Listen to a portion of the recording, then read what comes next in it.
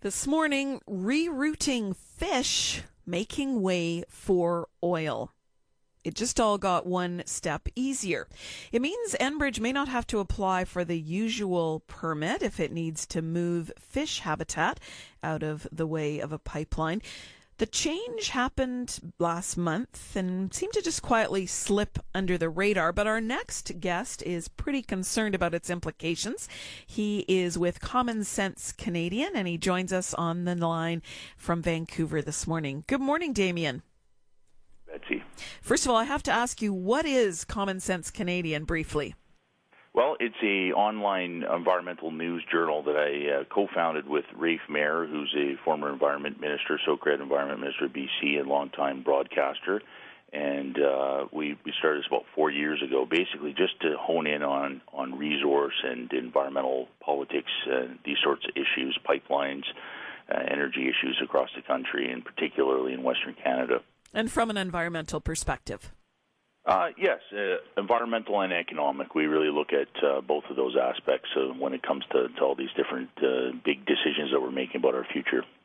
Damien, back in December, the National Energy Board and Fisheries and Oceans got together. They decided to change how things go if a pipeline comes through and you need to reroute fish habitat. Tell us what happened. Well, basically, it was a quietly signed deal. It was just before Christmas, and it came with a whole bunch of other major announcements around resource projects, including the Enbridge pipeline and the Kinder Morgan pipeline to Vancouver, both of which would be very much impacted by this. And what the deal does is it's both issues relating to the Fisheries Act and the Species at Risk Act, where there is a potential impact. It now makes the National Energy Board, which is a Calgary-based regulator, very much I think sympathetic to energy development and really lacking in any kind of intrinsic skills or personnel and expertise in fisheries issues. It makes them the lead agency that decides whether there is a possible issue with fish habitat or species at risk, and only then, if they identify one, they'll say if the project, according to the document, it says if the project could result in serious harm for fish, then the NEB will inform DFO that the Fisheries Act authorization is likely to be required. DFO will review the issue and review and issue an authorization when appropriate. It really sounds like it's set up for rubber stamping. The DFO loses the kind of big picture, cumulative assessment of these pipelines, and there are many 4 major oil or gas pipelines proposed across the north as well to the coast. So this would all be really facilitated by the removal of some of these roadblocks that have been there in the past. And the whole purpose of this, the MOU states itself, is to integrate the Government of Canada's initiative to streamline application processes by eliminating the requirements for duplicate reviews, which may sound like removing red tape to some people, but to others, it's taking a valuable piece of the puzzle out of the puzzle that we've had there for many years based on our laws to protect fish. Damien, what is this going to mean, in your opinion, for fisheries, for fish habitat, particularly in northern BC? Well, I would look at it not just in its own silo, but as the latest in a long line of moves to gut our environmental protections. We've seen the gutting of the Fisheries Act and Bill C-38, watering down of the Navigable Waters Protection Act, and Bill C-45, and a whole bunch of other things, slashing of jobs at both the Ministry of Environment and DFO and other agencies. And if you look at the big picture of that, I think it's prioritizing energy development, this policy of the Harper Government over the environment, and particularly over fish. And I think, in that larger context, it's going to have serious impacts on our wild salmon and other resident species. Now, we asked to speak to both the National Energy Board and DFO, Departments of Fisheries and Oceans, neither available for an interview. But from your perspective, you're suggesting DFO is a protector of fish against industry. Why didn't they step up and refuse the change?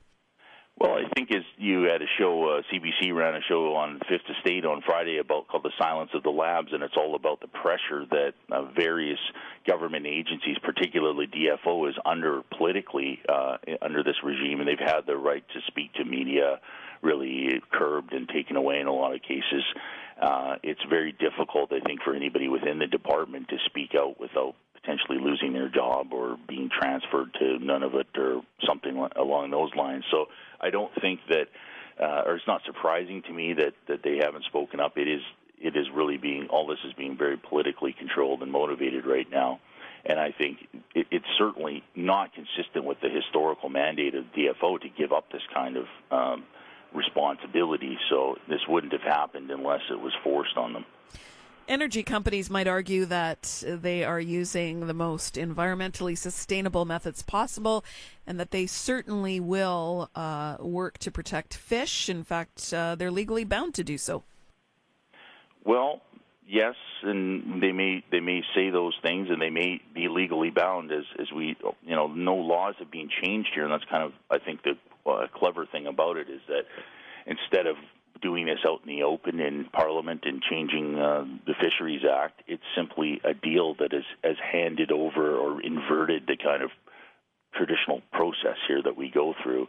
And, the document itself states its own purpose, which is to streamline this application process. We've heard a lot about how there's too much red tape for these companies to go through. There have been many concerns raised both in the terrestrial environment with the pipelines and with the tankers on the coast by DFO and other agencies about the lack of preparedness of Enbridge for spills and really the lack of thorough planning in terms of avoiding these kind of fisheries issues with their pipeline routing. So, if you listen to the submissions that were made throughout the joint review panel process, the independent experts and the people whose job it is to care about these things would not agree with those statements at all, and they're now being taken out of the loop quite conveniently. This new arrangement to have the NEB vet things first is a memo. It's not a legislative change. Is it possible that this is just an informal arrangement that, in fact, is not going to lead to any problems, as you're predicting? No, I mean, if that was the intention, then why would they sign it? It has a very clear purpose. And I think everything about the way that it was rolled out, the way that this is being constructed is, like I say, I read this as quite a savvy way of sneaking this kind of significant change in under the radar. It came with a whole package of other major decisions by the National Energy Board, new applications for pipelines from Kinder Morgan, all right before Christmas, I think at a time when people and environmental groups and First Nations were least able to process them and engage with them. So I don't think that's a coincidence at all. Damien Gillis, thanks for joining us. My pleasure. I have been speaking to the co-founder of the Common Sense Canadian, an environmental and economic news source. We reached Damien in Vancouver. Now, as you heard, Fisheries and Oceans has given up responsibility for first oversight. National Energy Board now taking on that responsibility. We did try to get comment from the NEB and the DFO, neither available for comment. Love to hear from you. What do you think? Daybreak North at cbc.ca.